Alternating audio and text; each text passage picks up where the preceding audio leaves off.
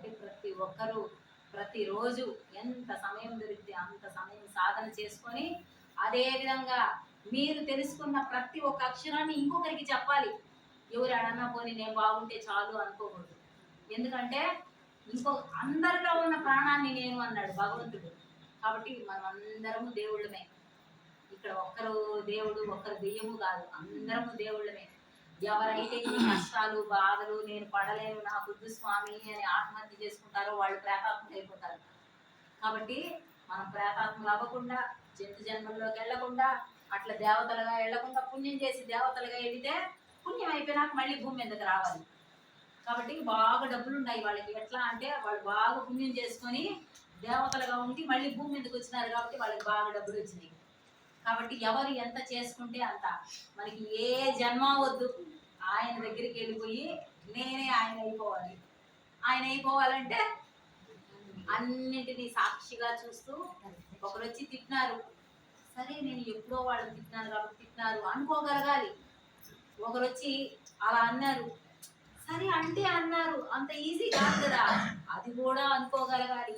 ఎప్పుడైతే మనం అన్నిటికీ సాక్షిగా, ఎందుకంటే భగవంతుడు చెప్పేశాడు మానవులు 4 రకాలు: ఆర్తి, అర్ధార్థి, జిజ్ఞాసి, జ్ఞాని. ఆర్తి అంటే స్వామి నాకు ఎందుకు కష్టాలు ఈ బాధలు అని ఏడ్చేవాడు. అర్ధార్థి అంటే నాకు ఇల్లు కావాలా, నాకు కారు కావాలా, నాకు బంగ్లాలు కావాలని కోరికలు కోరేవాడు. జిజ్ఞాసి అంటే భగవంతుడు నాకు అన్నీ ఇచ్చాడు, అసలు ఎవరు భగవంతుడు, ఏంది దేవుడి గురించి తెలుసుకోవాలి అని ఆలోచన ఉండేవాడు జిజ్ఞాసి. జ్ఞాని అంటే మనందరం జ్ఞానులు అయిపోవాలి. ఏంటి? అన్నిటికీ సాక్షిగా ఉండడం. ఏమి చేసినా ఆయన ఇష్ట ప్రకారం జరుగుతూ ఉంది. నీ ఇష్టము నా ఇష్టం కాదు.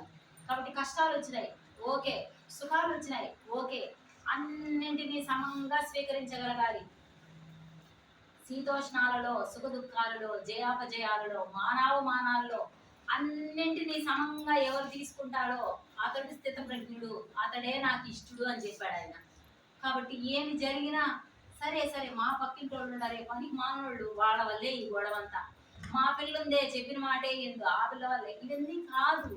అన్నింటినీ ఓకే, ఇది భగవంతుడు లీల, ఆయన ఏదో మాయ చేస్తున్నాడు, సరే స్వామి నీ ఇష్టం, ఏం చేస్తావో చెయ్యి అని ప్రతి దానికి మనం ఏ తప్పు చేయకూడదు. మనము ఏ తప్పు ఏ పొరపాటు మనం చేయకూడదు. ఎవరు ఏం చేసినా అన్నిటికీ సాక్షి స్థితిలోకి మనం వెళ్ళిపోవాలి.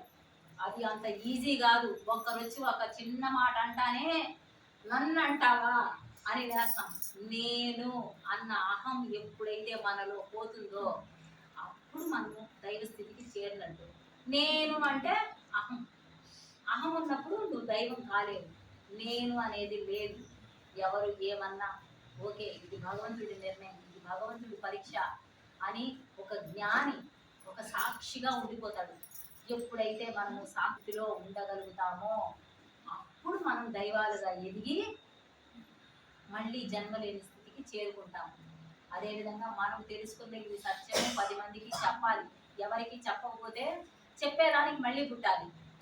కాబట్టి ఈ భగవంతుడి సత్యాన్ని అందరూ అర్థం చేసుకొని ప్రతిరోజు సాధన చేస్తూ, అదేవిధంగా ప్రతిరోజు ఇటువంటి క్లాసులు వినాలి. గురువులు చెప్పిన క్లాసులు, తట్టవర్తి రాఘవరావు సారు, రాజ్యలక్ష్మి అమ్మ ఆత్మజ్ఞానం బ్రహ్మజ్ఞానం గురించే చెప్తారు. వేరే మాస్టర్లంతా అంటే ఎవరిది తప్పు కాదు, వాళ్ళ వాళ్ళ ఆత్మస్థితిని బట్టి వాళ్ళు చెప్తారు.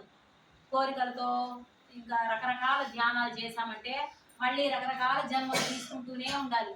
చాలు నాకు ఏ జన్మ వద్దు అని మనం ఆత్మజ్ఞానాన్ని బ్రహ్మజ్ఞానాన్ని పొంది ఆ పరమేశ్వరుడిలో ఐక్యం అయిపోవాలి అంటే ఆత్మజ్ఞానాన్ని బ్రహ్మజ్ఞానాన్ని బోధించే తట్టవర్తి దంపతులు చెప్పే క్లాసులు ప్రతిరోజు ఒక క్లాస్ వినండి.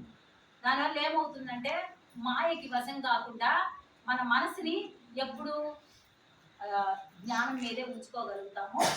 అప్పుడు మన జన్మలన్నీ ధన్యమైపోతాయి. ఎప్పుడు ఆనంద భగవంతుడు అంటే ఆనంద స్వరూపుడు. ఎప్పుడు మనం ఆనందంలోకి వెళ్ళిపోతాము. మీరే ఒకసారి ఆలోచించుకోండి. ధ్యానంలోకి రాకముందు మీ మనోస్థితి ఎలా ఉంది, ధ్యానంలోకి వచ్చిన తర్వాత 40 రోజులు ఖచ్చితంగా ఎవరి వయసు ఎంతో అంతసేపు 2 సార్లు ధ్యానం చేస్తే ఆటోమేటిక్గా మనలో ఉన్న ఆ దుఃఖాన్ని తీసేస్తాడు భగవంతుడు. అది మీకు మీరే ఎక్స్పీరియన్స్ అవుతారు, చేసి మీకు మీరే గ్రహించండి. ఓకేనమ్మా? ఓకే. ఏదైనా డౌట్ ఉంటే అడగండి, చెప్తాను.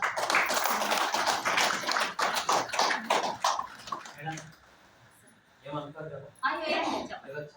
అయ్యో అడగండి. సత్యమేవ జైతే అన్నారు. సత్యం ఏంటి అంటే భగవంతుడే సత్యమే. భగవంతుడే సత్యం. కానీ ఇక్కడ మీరేం చేస్తున్నారంటే ఆత్మే